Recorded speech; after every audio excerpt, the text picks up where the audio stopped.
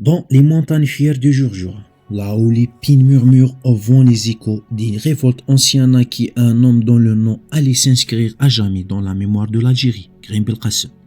Né en 1922 dans le village d'Aït Yahya Moussa. En Kabylie, il grandit au cœur d'un peuple attaché à sa liberté et à sa dignité. Très jeune, Karim fut témoin de l'injustice coloniale. Les terres confisquées, les humiliations, la misère imposée mit à lieu de piliers. Il forgea dans le silence de ces montagnes une volonté d'acier. Lorsque la Seconde Guerre mondiale éclata, Karim Belkacem servait brièvement dans l'armée française. Il y apprit la discipline, la stratégie et l'art de combat, des armes qu'il retournait plus tard contre le colonisateur. De retour au pays, il rejoignit très tôt les rangs des nationalistes algériens, convaincu que seule la lutte armée libérerait son peuple. Le 1er novembre 1954, la flamme de la révolution s'alluma dans la nuit. Les montagnes s'embrassèrent et parmi les premiers coups de feu de l'insurrection, on entendit déjà le nom de Karim Belkacem.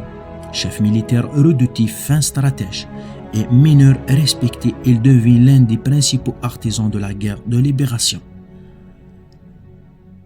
Sous son nom commandement, la Wilaya Tarwa devint une forteresse de la résistance, une terre indomptable où chaque village, chaque maquisard et chaque pierre comblée participaient au combat pour l'indépendance. Mais Karim n'était pas seulement un homme de guerre, il fut aussi un homme de dialogue.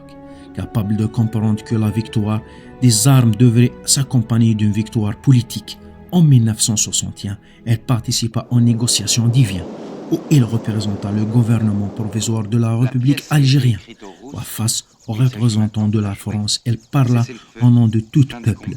Le 18 mars 1962, les accords d'Évian furent signés. L'Algérie venait d'arracher sa liberté après 132 ans de colonisation. Karim Belkacem en fut l'un des architectes silencieux. Pourtant, l'indépendance n'apporta pas la paix à son cœur. Les luttes de pouvoir interne, les trahisons et les divisions plongèrent le pays dans le tourment fidèle à ses idéaux. Karim refusa de se soumettre aux dérives du nouveau régime contraint à l'exil. Elle continua à rêver d'une Algérie juste, libre et unie. Mais le destin fut cruel. En 1970, à Francfort, il fut assassiné victime des querelles politiques qui déchirent les anciens frères d'armes. Aujourd'hui, encore dans les villages de Kabylie et dans les pages de l'histoire, le nom de Karim Belkacem résonne comme celui d'un héros national, d'un bâtisseur de liberté. Il demeure ce lion de Jurjura dont le courage, la sagesse et le sacrifice rappellent à chaque génération que la liberté a un prix et que certains l'ont payé de leur vie.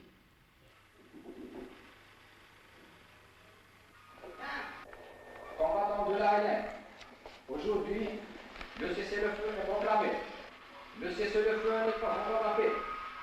La paix n'est pas encore l'indépendance et l'indépendance n'est pas la révolution. C'est dire que la vie continue, plus ample, plus complexe, plus subtile que jamais.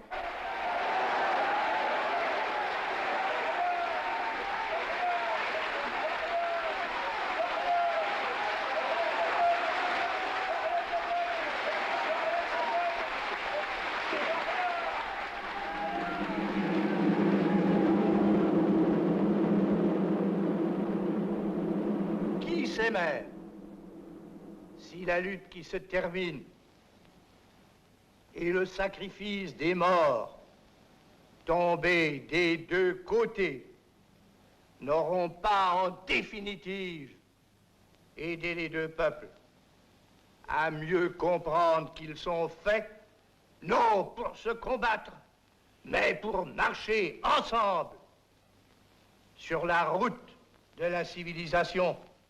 Le verdict rendu par cette mascarade, j'appelle ça mascarade, le pseudo-tribunal de Rome. Ce procès a été monté par le plan actuel du pouvoir pour la première raison et en premier lieu parce que nous avons, notamment et moi-même, repris le combat pour une démocratie authentique et dans ce cadre, le respect des libertés démocratiques. Le respect des libertés démocratiques du citoyen, de l'homme.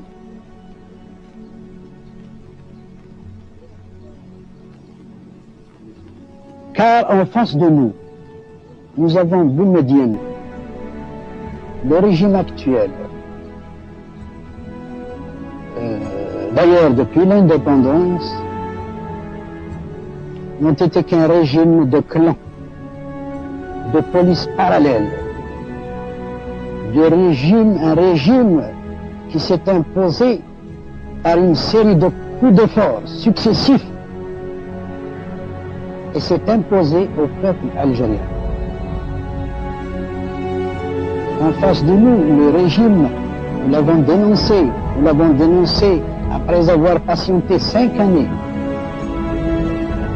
Et à la suite de quoi, nous avons lancé le mouvement démocratique du renouveau algérien qui a pour but de donner au pays des structures, un État organisé avec une constitution, des institutions,